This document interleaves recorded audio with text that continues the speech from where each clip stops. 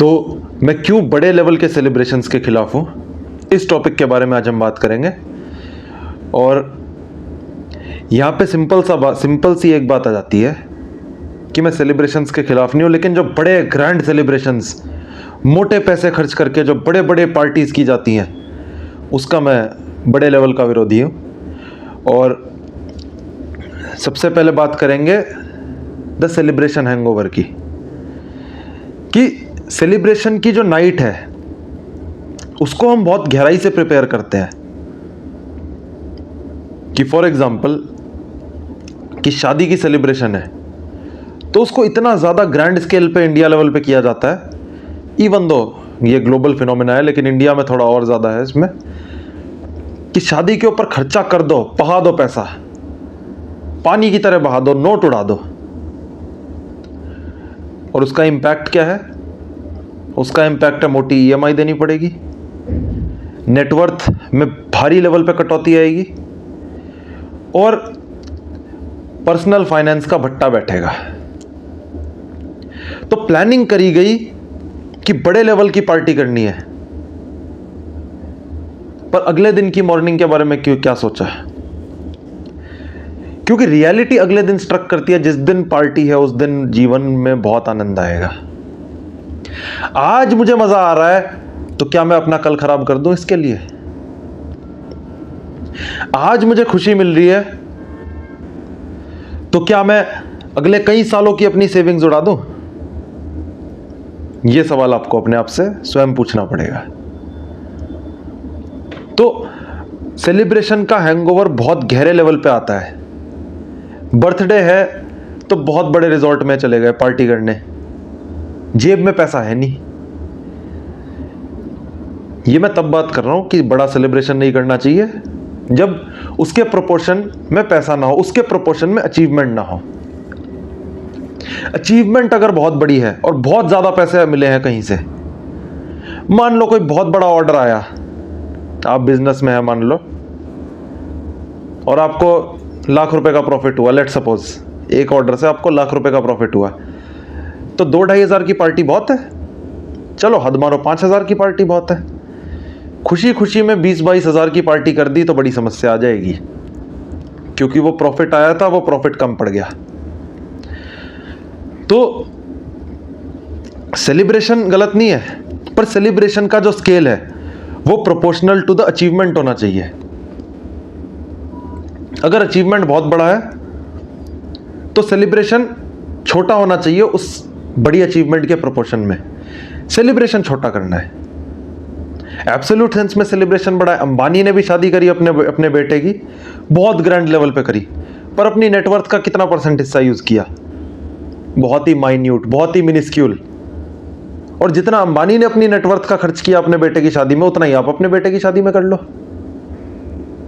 आपको दर्द भी नहीं होगा फाइनेंशियली। काफी सही है, काफी सॉर्टेड सिस्टम है, इसमें कोई डाउट ही नहीं है। तो ये एक चीज समझने वाली है। अब हम दूसरे पॉइंट की तरफ बढ़ेंगे,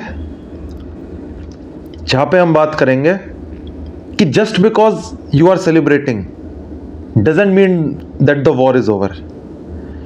कई केसेस में ऐसा डॉक्यूमेंट हुआ है कि एक आर्मी किसी बैटल को जीत जाती है और फिर वो शाम में आती है, सेलिब्रेट करती है, एंजॉयमेंट पूरा चलता है और हर कोई खुश रहता है कि अरे वाह हम तो जीत गए, अब बड़ा सेलिब्रेट करो, अपना मौज लो। और उस सेलिब्रेशन के बीच में सामने वाली आर्मी के कुछ सोल्जर्स थे, वो आ जाते हैं अटैक करने और बड़ा नुकसान करके चले जाते हैं। इसका बेस्ट एग्जाम्पल है महाभारत से अश्वत्थामा। तो पांडवों को तो लगा कि वो जीत गए, जो पांडवों के बेटे थे उनको लगा कि हम तो वॉर जीत गए, अब क्या होगा, अब तो मजे हैं, पार्टी करो, रिलैक्स, मौज लो, गहरी नींद सो गए। पीछे से अश्वत्थामा आता है और कितना बड़ा नुकसान करके जाता है, वो स्टोरी हमने अच्छे से पढ़ी है। तो समझने वाली बात यह है कि सेलिब्रेशन कभी भी इतना बड़ा और इतना लंबा ना हो जाए कि उसमें इतने हम डूब जाएं कि नई प्रॉब्लम बाहर ही खड़ी हो, कि हम सेलिब्रेशन को छोड़कर बाहर आए और देखें कि अरे प्रॉब्लम तो बाहर खड़ी है, तैयार गन लेके। तो ये चीज समझनी जरूरी है